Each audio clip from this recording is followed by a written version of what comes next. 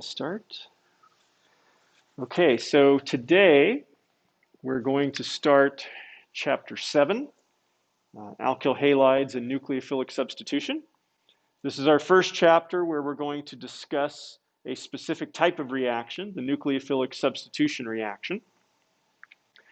And the type of molecule that undergoes this reaction is the alkyl halide. So we'll start off the chapter by talking about alkyl halides. We'll spend as little time as possible talking about the nomenclature, and then we will talk a bit about their physical properties.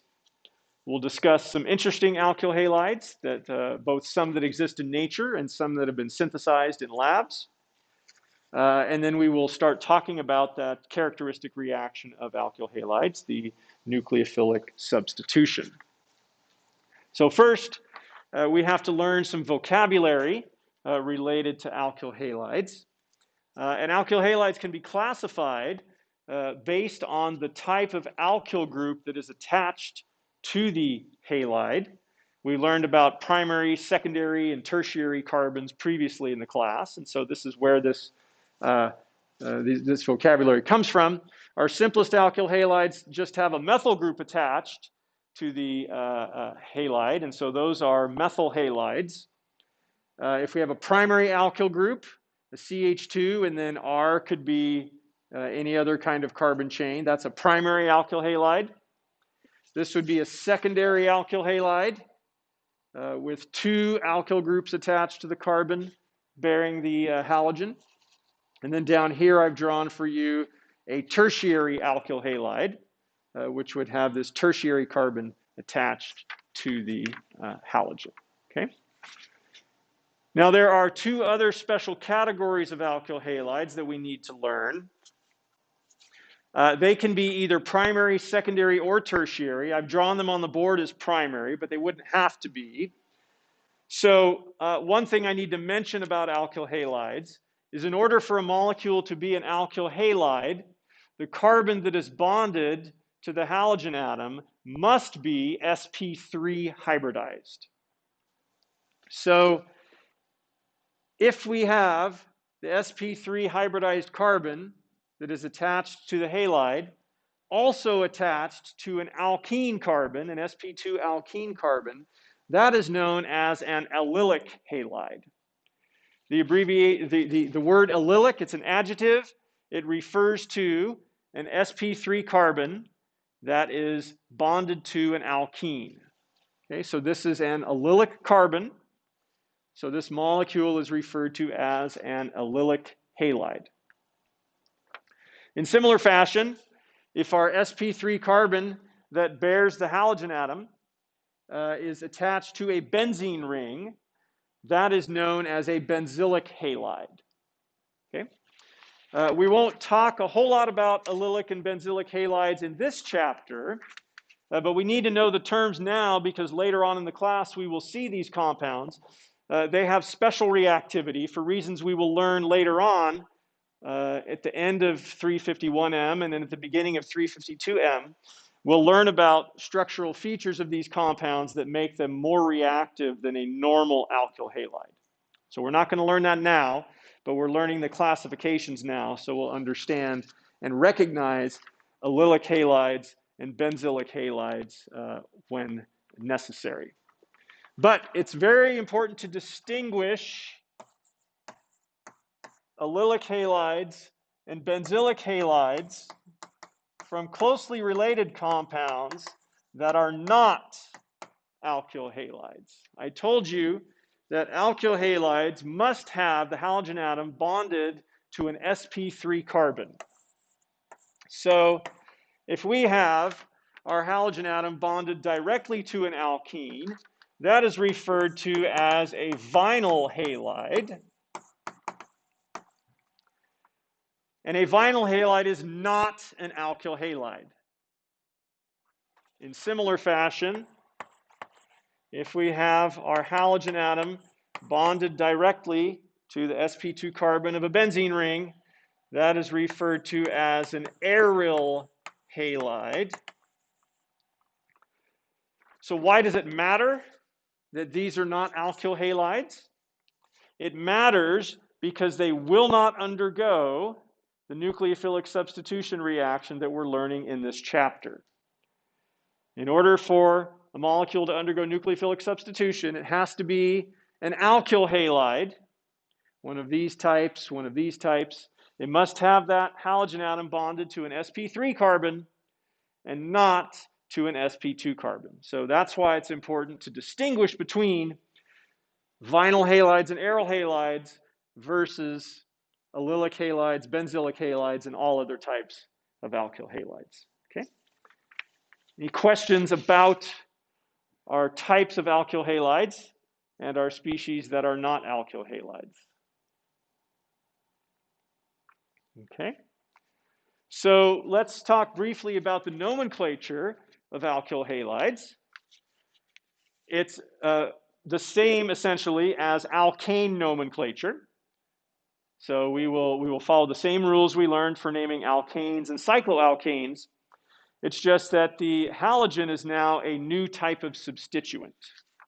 And so the name that we give for a halogen is going to be halo, not like the halo of an angel, but you take the name of the halide, iodide, bromide, chloride, fluoride, whatever that halide is that is attached to your alkyl chain or your cycloalkane. You drop the ide, and then you add O. So that leaves you with fluoro, chloro, bromo, or iodo. That's how you name these halides as substituents. And all the other rules we learned of IUPAC nomenclature, the numbering, the alphabet, the ordering, all of those apply in the same fashion to the halo groups as they do to alkyl groups. So let's name a few to make sure that we are on the same page and understanding how this is done. Okay. So what is our parent name of this compound that I drew on the board? Okay, that's a hexane. Okay, let's raise that up a little bit. Which end of the chain are we going to start numbering from, left or right? Left. Why? We come to substituent number 2 sooner if we go from the left than from the right. Okay. So what's the first part of the name going to be?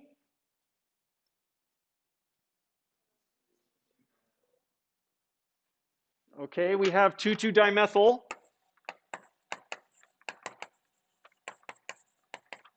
But that's actually not going to be the first part of the name. What's going to go in front of that? 5-chloro. So I have to write this one on 2 lines. 5-chloro 2,2-dimethylhexane. Okay, that's the name of this compound because chloro comes before methyl, and so that has to come first as we are naming the substituents. Any questions? Okay, let's do a cycloalkyl halide where we have our halogen coming off of a ring. Make sure we know how to name those sorts of compounds. Okay. What's the parent name? Cyclopentane.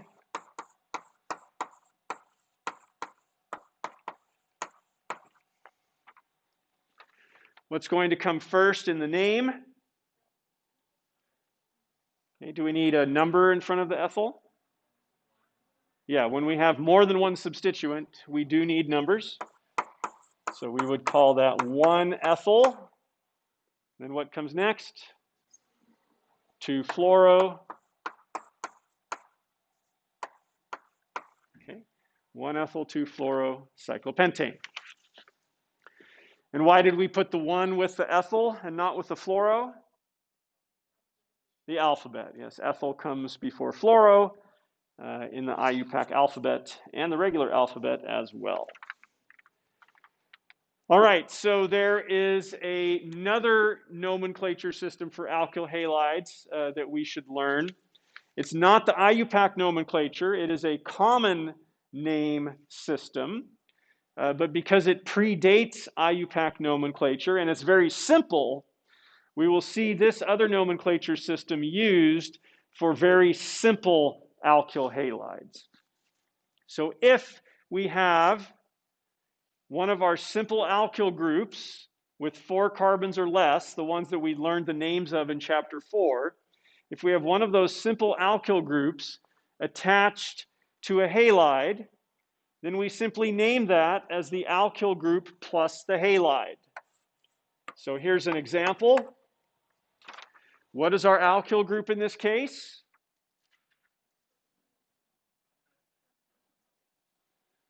How many carbons in our alkyl group? 3. That's the isopropyl group, okay? So this compound, the common name is isopropyl iodide. Okay? You could call it 2-iodopropane. That's the IUPAC name. And that's equally valid as calling it isopropyl iodide. Okay? So if it's a simple, now, of course, this is a constitutional isomer of that. What would we call this compound in the common name system? What kind of alkyl group is this? That's a propyl group. So this one would be propyl iodide. It would be 1-iodopropane if we were using IUPAC nomenclature. But this would be propyl iodide. This is isopropyl iodide. So if it's one of our common alkyl groups, methyl, ethyl, propyl, isopropyl, butyl, isobutyl, sec-butyl, tert-butyl, one of those groups attached to a halide, we can use either the IUPAC nomenclature or the common name system. Okay? Any questions? Okay, so let's talk a little bit about the physical properties of alkyl halides. Which kinds of non-covalent forces can we have attracting 2 molecules that are alkyl halides together?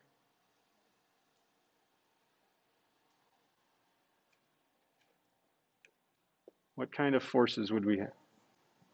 Okay, we could have van der Waals from the alkyl groups. Would that be the strongest forces we could have? Or could we have stronger forces? We can have dipole-dipole forces in this case. Could we have hydrogen bonds?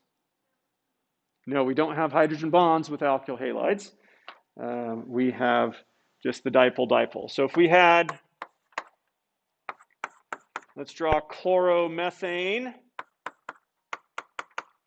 Looks like this. Carbon-chlorine bond is polar, polarized towards the chlorine. We don't have to, but we could draw the partial charges in if we wanted to. And then we had another molecule of chloromethane. It would line itself up, so those dipoles will be going in the same direction, so that we end up with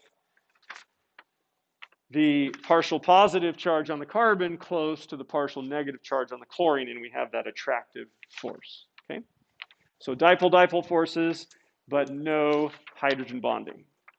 So based on that, we could predict the physical properties that we see summarized in this table, where if we compare an alkyl halide to an alkyl halide over here to an alkane of similar size and shape, we would see that the alkyl halide has a significantly higher boiling point due to the strength of those dipole-dipole forces compared to the van der Waals forces. Okay?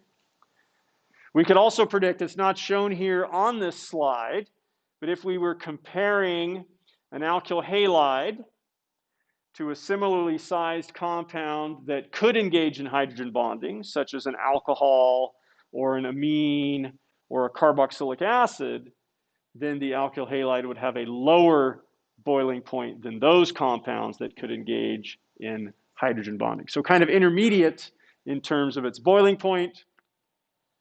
If we're looking at trends, this one just tells us that larger surface area gives us more van der Waals forces. This one is important. We mentioned this in chapter 3, but it's important to remember that if we're comparing Similarly sized compounds of similar size and shape, where the only difference is two atoms that are in the same column of the periodic table.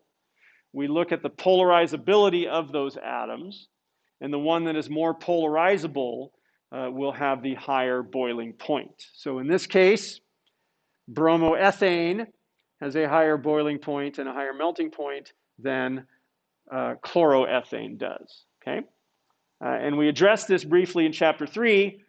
We do have a more polar bond. The carbon-chlorine bond is more polar than the carbon-bromine bond, so we would think, wait a minute, we'd have stronger dipole-dipole attractive forces. What we need to remember is that the higher polarizability of the bromine means that the electron cloud of the bromine will adjust itself more significantly when another molecule approaches it than the electron cloud of the chlorine will. And it is that increased polarizability that leads to this higher boiling point. Right? These are not calculated values, these are measured values, so we know for a fact that bromoethane has a higher boiling point than chloroethane, so that tells us that polarizability must matter more than electronegativity and bond polarity. And then, as we would expect, alkyl halides are not soluble in water. They are only soluble in organic solvents, and that is due to the fact that there's no hydrogen bonding involved. They're unable to hydrogen bond to water. Any questions about physical properties? Okay, let's talk about some interesting alkyl halides in nature, as well as some that have been synthesized in the lab. So alkyl halides are oftentimes incorporated into polymers, or very, very large molecules, very, very long chains of alkyl groups that are made up from monomers. And in these cases, the halogens are coming off of those chains. So one that I'll show you, and I've just put squiggly lines here indicating that this is a repeating unit inside these squiggly lines that gets repeated hundreds of times, probably, maybe thousands of times in a given chain. So one polymer has a whole bunch of fluorines coming off of it. Does anybody know what this polymer is called? Yes. That is Teflon, exactly. And what is Teflon used for? That's Kevlar. I don't think Teflon, I wouldn't trust Teflon to stop a bullet. Yes? Okay, so it's used to coat fittings or other things in plumbing, so it's very inert, it's very unreactive. Yes? Stir bars are coated with Teflon because it's non-reactive. Yes? Cookware. I was hoping that somebody would be a chef or a cook and know that many pots and pans are coated with Teflon because it is a non-stick substance. If you have a non-stick coating, that is going to be Teflon. It's good to have that on stir bars. You don't want stuff sticking to the stir bar in your reaction, and you don't want your food sticking to your pots and pans. Okay? So why is Teflon a good non-stick substance? It must mean, if it is, first of all, let me just say something else. Since it is a very effective non-stick coating, this must mean that Teflon has very, very, very weak intermolecular attractive forces. Okay, incredibly weak. So molecules will stick to things if they have intermolecular forces holding them together. Things don't stick to Teflon. That tells us that it has very, very weak intermolecular attractive forces. Why? Kind of a tough question to answer, but just checking to see if anyone's thought of it. Yes, go ahead, Claire. There's like a large surface area because it's really long. The electron density around fluorine would be a lot smaller because it's a lot more electronegative. Yes, you're exactly right. Fluorine is special because fluorine is our most electronegative atom. It holds onto its electrons more strongly than any other atom. And so what this means, even though we have these carbon-fluorine bonds that are highly polar, we have all these lone pairs around the fluorine, Fluorine is holding onto its electrons so tightly that those electrons are not available for intermolecular attractive forces. And that's why things don't stick to Teflon. Yes? Great question. If Teflon, I was going to ask that question, but you beat me to it. So if Teflon is such a good nonstick substance, then how does it stick to the pots and pans? The answer is it's not easy because of the fact that it is a nonstick substance. So what happens with Teflon, when they coat pots and pans with Teflon, there's this arduous process they have to go through. They have to sandblast the surface of whatever they're trying to get the Teflon to stick to kind of make it uneven and get these pores and things like that. And then they seep the Teflon into those pores and things. And then they have to bake it in order to get it to stay on there. So it's very, very difficult because of the fact that Teflon has very, very weak intermolecular attractive forces. Okay? So very famous alkyl halide. Organic chemist who worked at DuPont, who understood these properties, designed and synthesized Teflon, and found that, in fact, it was good as a nonstick substance. Okay? There's another polymer that is an alkyl halide. We'll go ahead and write that one down here. It has chlorines coming off of every other carbon. Does anybody know what this polymer is called? Its name is derived from a monomer that is used to make it. The monomer that is used to make this polymer is called vinyl chloride. So this is called polyvinyl chloride, or PVC. Okay. And what is PVC used for? Yes. Go ahead, in the back there. Yeah, it's used in plumbing. PVC pipe is used in sprinkler systems, irrigation systems, pipes inside your house. And so it is very good that alkyl halides do not dissolve in water, because otherwise we wouldn't be able to use PVC to function as water pipes. Okay. So some other interesting alkyl halides. They're good solvents. So alkyl halides are polar, but they're much less polar than water. They're much less polar than alcohols. So they kind of have an intermediate polarity, which means they dissolve a lot of different types of organic compounds. So this is dichloromethane. This is a very common organic solvent. Chloroform. You could call this trichloromethane, but this is known as chloroform. That's also a good solvent, but it's more toxic than dichloromethane. So we see dichloromethane used more frequently. Question?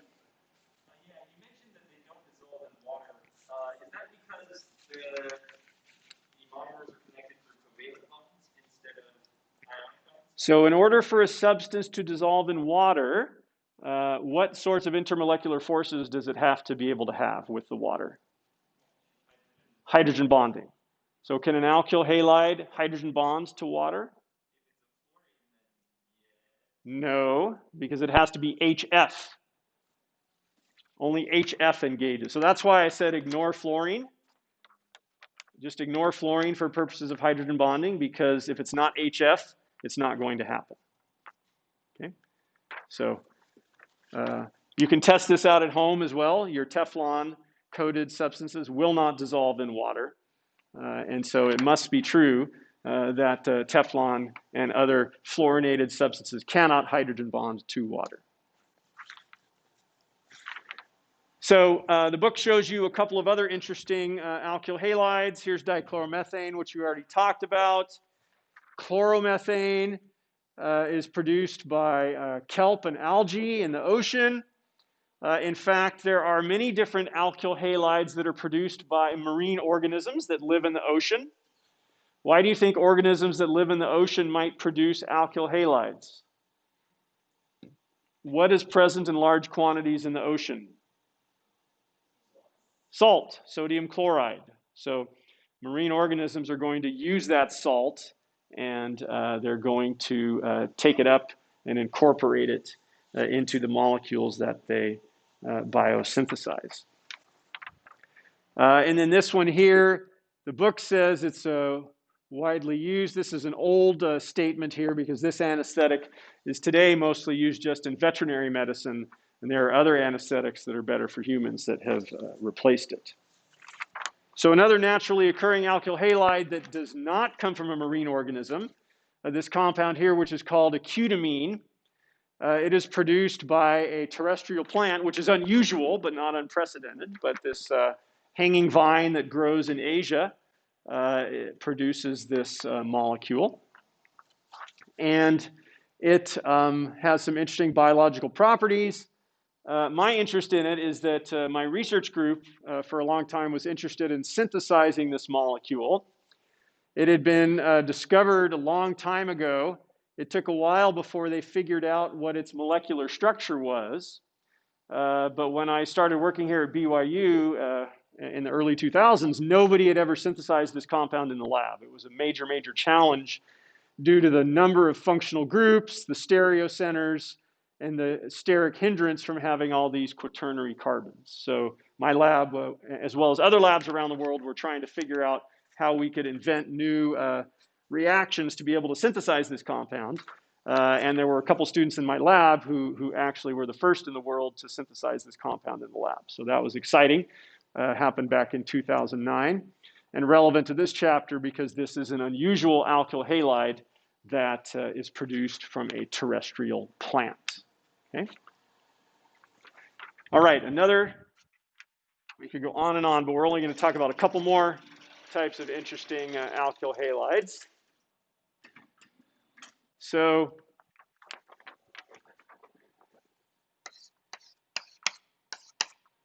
this molecule is known, as a we'll just write the abbreviation. It's known as a chlorofluorocarbon, or a CFC. It's also called a freon. This particular one is called Freon 11. What are chlorofluorocarbons or freons used for? Refrigeration, yes. So these are used in air conditioning and refrigeration.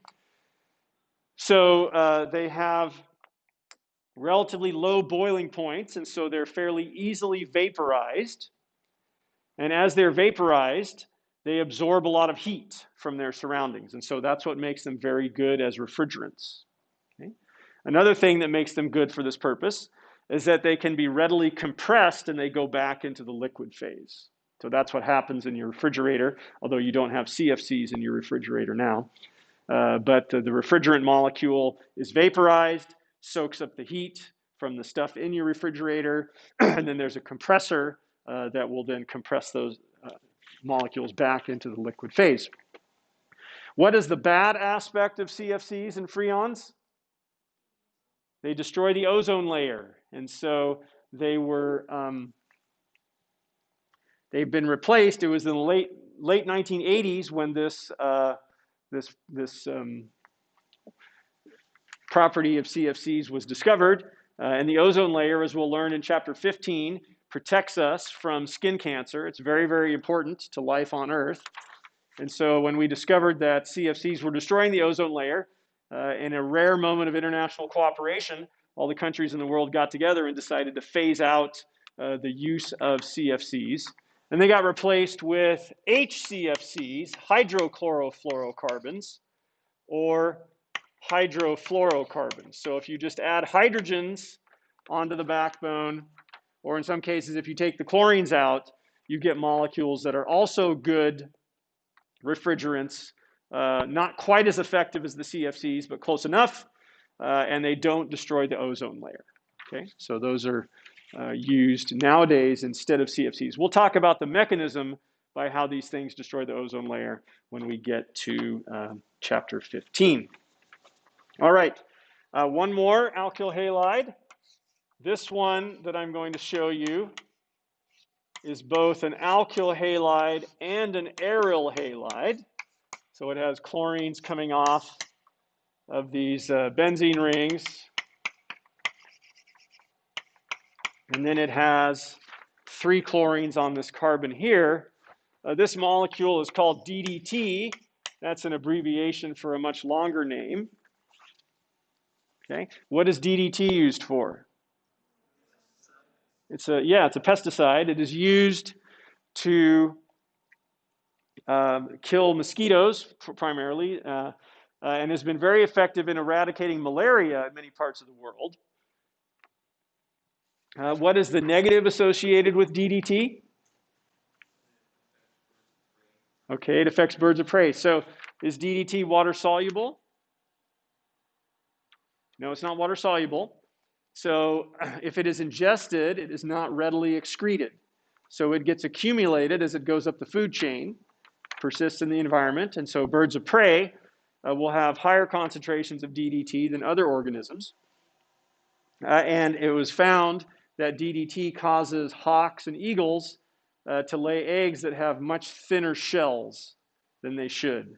And so those eggs break very easily, so it makes it very difficult for these birds of prey to reproduce. So DDT has been phased out in many areas of the world, but not all, because there are some areas where malaria is a big enough problem that the benefits of using it to kill malaria and the mosquitoes that bear malaria outweighs the damage that it does to these birds of prey.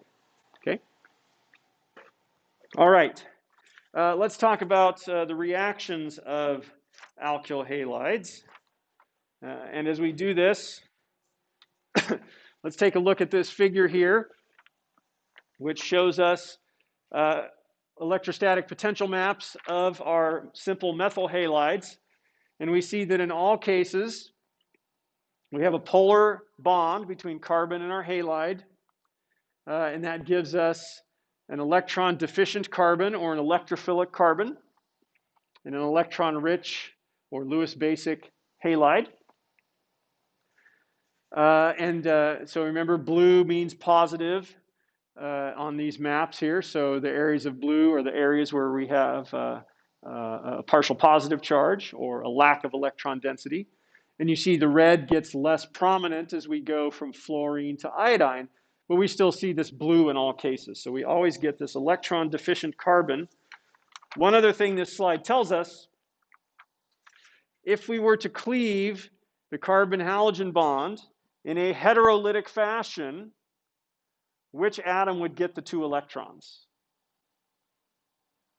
The halogen would. The halogen is more electronegative than carbon, so in a heterolytic cleavage, both electrons are going to go to the halogen.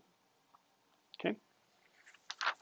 So let's look at a couple of reactions, general reactions that alkyl halides will undergo.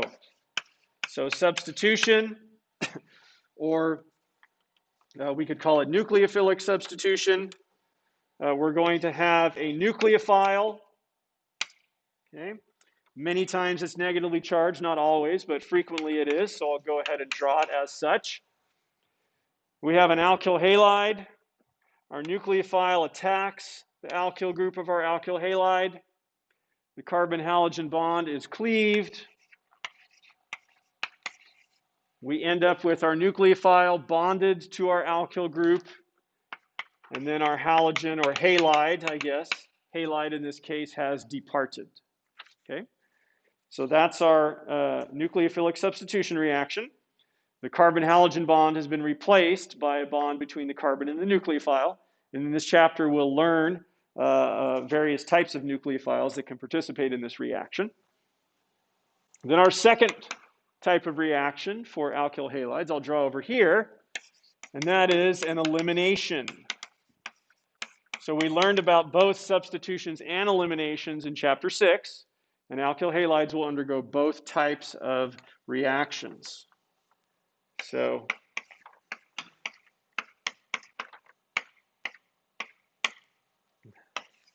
here's our alkyl halide. This is not a boron. This B here is indicating a base, just a generic term for a base. And so we have to have a hydrogen, at least one hydrogen, on the carbon adjacent to the one bearing the halide. And what happens is this base is functioning as a Bronsted-Lowry base, and it's going to deprotonate this hydrogen. The electrons in the carbon-hydrogen bond are going to be used to form a pi bond between these two carbons. And then the carbon-halogen bond is going to break in a heterolytic fashion with the electrons going to the halogen. So that gives us an alkene as a product.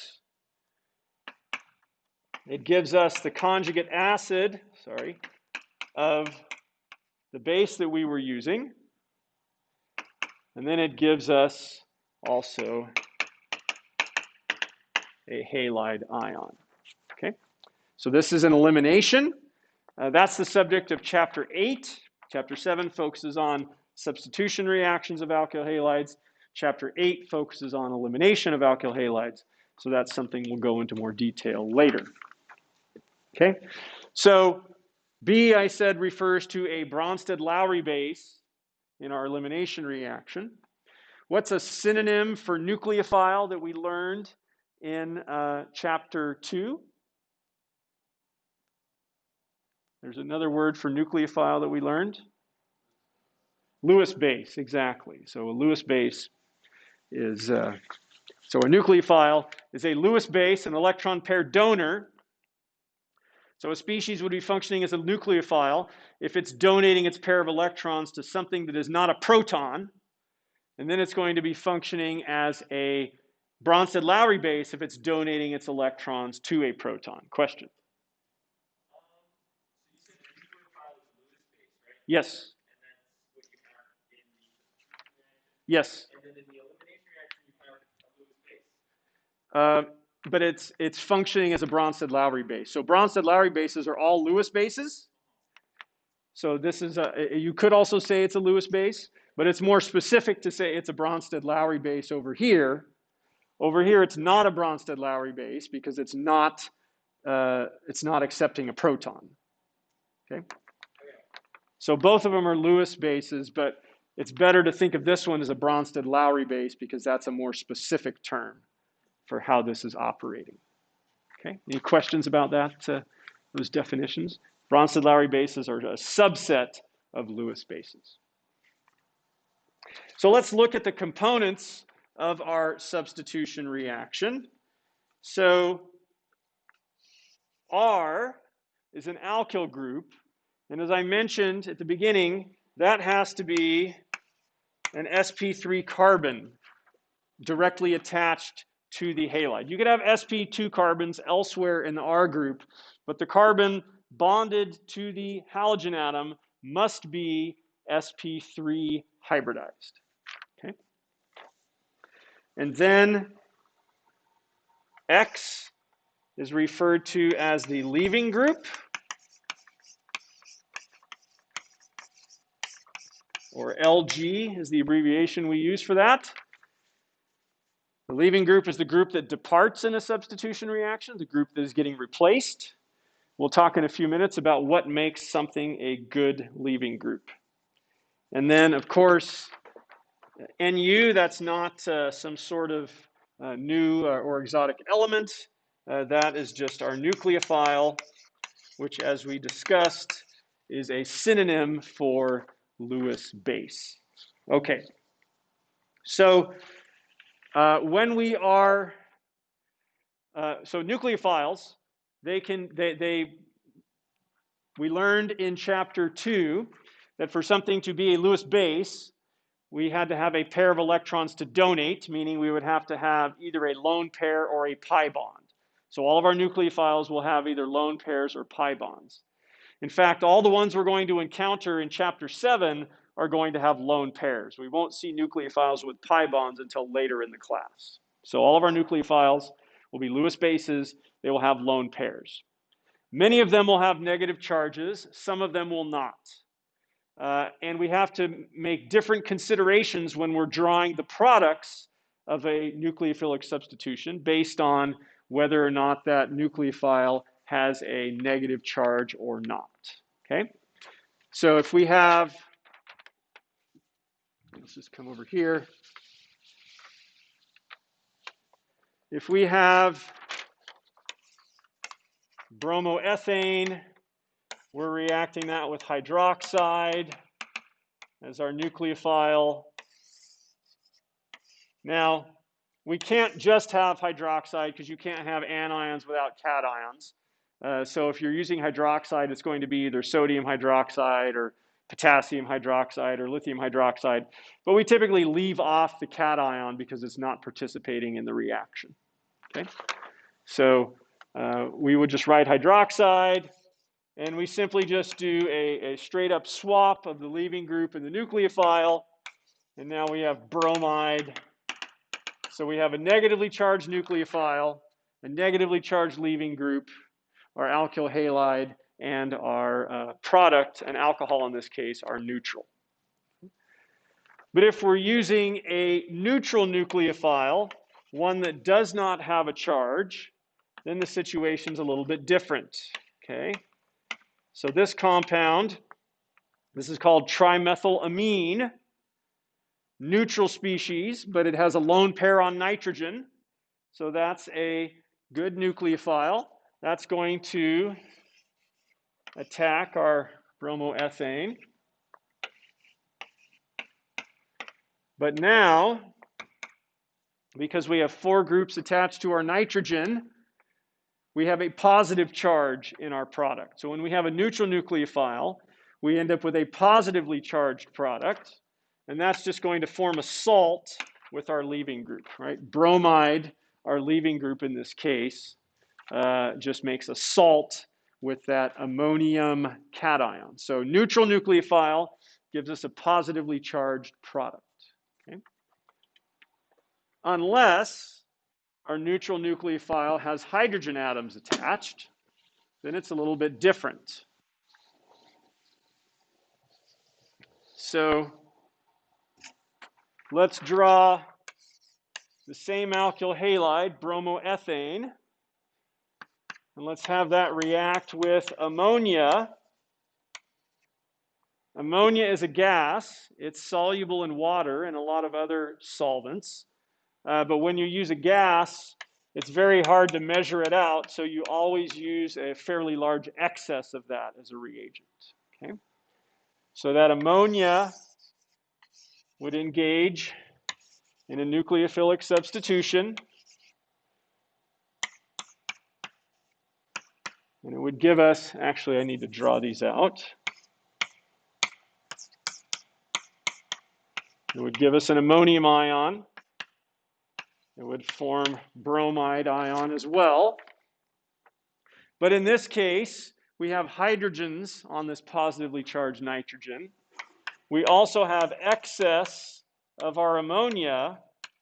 And so another molecule of ammonia could come in and deprotonate this nitrogen in an acid-base reaction.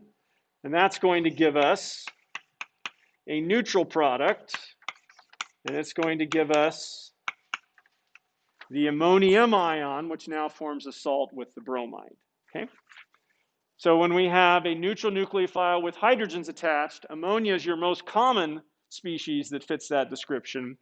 You have a 2-step process, your nucleophilic substitution, followed by an acid-base reaction, where the excess ammonia deprotonates that nitrogen, giving you a neutral product. I'll go ahead and draw in the lone pair on that nitrogen. So, questions on what happens when we have a neutral nucleophile in this case? Yes?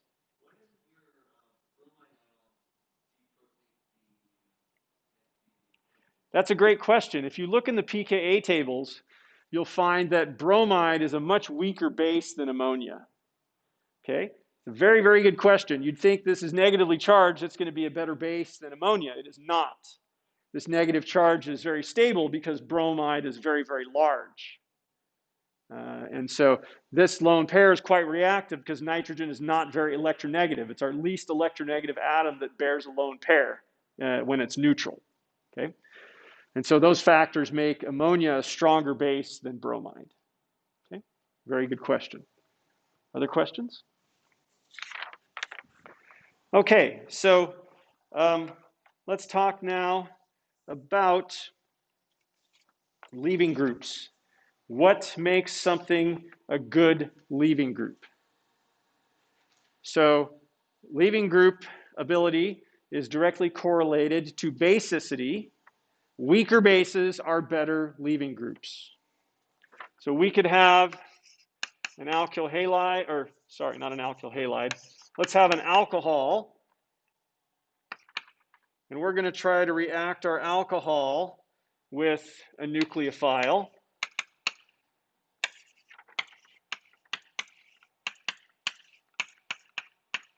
Okay. We're going to try to do this substitution reaction here, and it's not going to work. Hydroxide, that would be our leaving group. Is that a strong base or a weak base? That is a strong base, so it is a terrible leaving group. So this reaction won't happen. However, we could use a strong acid and protonate that alcohol. This is something we're going to learn about in chapter 9 when we learn the chemistry of alcohols. We could get the conjugate acid of an alcohol, and we can react that with a nucleophile. And what would the leaving group be in this case? Water. Is water a strong base or a weak base? Water is a weak base, so this reaction will happen. Okay? So the weaker the base, the better the leaving group. Basicity is correlated with two properties. If we're looking at different elements to see if the species containing those elements are strong bases or weak bases, if we go across the periodic table, we're going to look at electronegativity. Okay, so if we go across, the electronegativity increases. Does the basicity increase or decrease? If something is holding on to its electrons more tightly, do you think it would be a stronger base or a weaker base? It would be a weaker base. So the basicity would decrease as you go across the periodic table. That's why our halogens are typically our best leaving groups. And then if we're comparing elements in the same column of the periodic table, we're going to look at the size. If the size of the atom in the leaving group is bigger, is that going to make it a stronger base or a weaker base? This relates to the discussion we just had. A weaker base, exactly. So the larger the atom, the more that electron density is spread out, and the weaker the base will be. Okay, so larger atoms, better leaving groups. More electronegative atoms, also better leaving groups.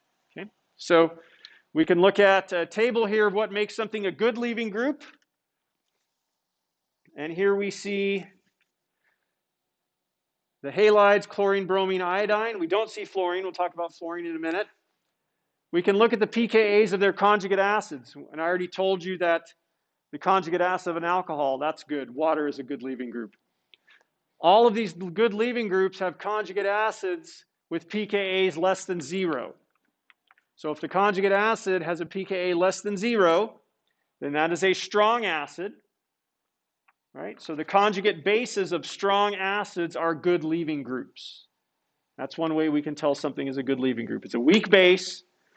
That means it's going to be less reactive. It's going to be more stable when it leaves. And so that's what makes it a good leaving group. Conversely, we can look at poor leaving groups for nucleophilic substitution. We look at the conjugate acids of these leaving groups and we see that they are greater than 0, meaning that these are all weak acids. Now, fluoride is not a strong base, but it's significantly stronger than chloride or bromide or water or any of those other ones on the previous slide. So even though this is a weak base, it's still a poor leaving group because it's a stronger base than any of those species that are good leaving groups. Okay? So basicity directly related to leaving group ability. Weak bases, really weak bases, the weak bases whose conjugate acids are strong acids are good leaving groups. Okay? So we don't often think of substitution reactions as being equilibrium processes, but if we did, we would see some resemblance to acid-base chemistry. In acid-base reactions, we said that the equilibrium would favor production of the weaker acids and the weaker bases. The same thing applies in substitutions. If our leaving group is a weaker base than our nucleophile, then that will be a good substitution reaction. Okay, we see that here. Hydroxide, our nucleophile, is a strong base. We see bromide, our leaving group, is a weak base. So this would be a highly favored substitution process. Okay? Question? Yeah, usually we don't draw equilibrium arrows because it's typically going to be so much in one direction that that we wouldn't draw those arrows. We could if we wanted to, but if we did in this case, it would just be a really small arrow like that. All right, let's just introduce two terms for you that we will talk about in more detail on Friday. We've already mentioned these terms during class today. They are nucleophilicity and basicity.